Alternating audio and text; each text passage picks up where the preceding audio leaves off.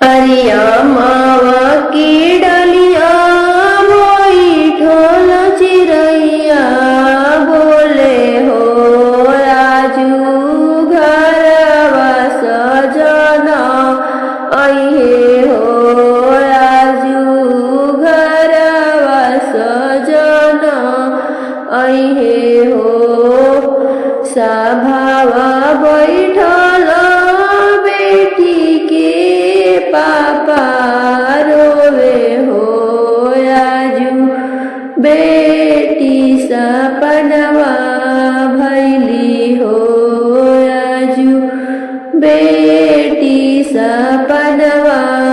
भैली हो सभावा बैठल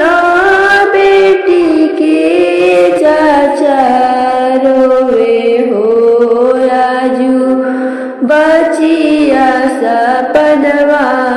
भैली हो राजू धियावा सपनवा भैली हो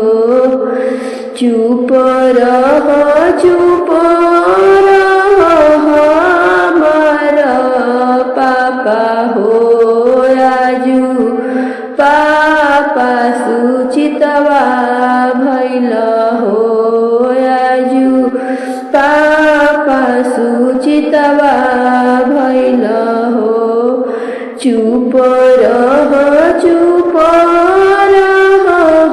हमार चाचा हो राजू चाचा सुचितवा भैल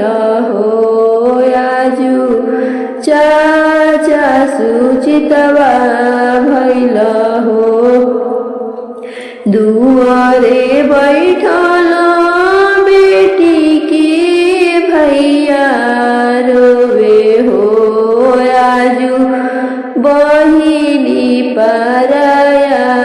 भैली हो राजू बहिनी पराया भैली हो चुप रहो हमार भैया हो राजू भैया सुचितवा भैल हो राजू भैया सुचितवा भैल हो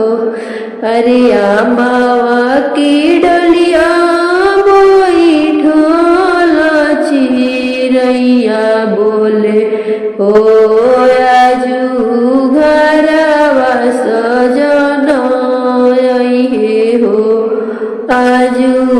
घरवा सजना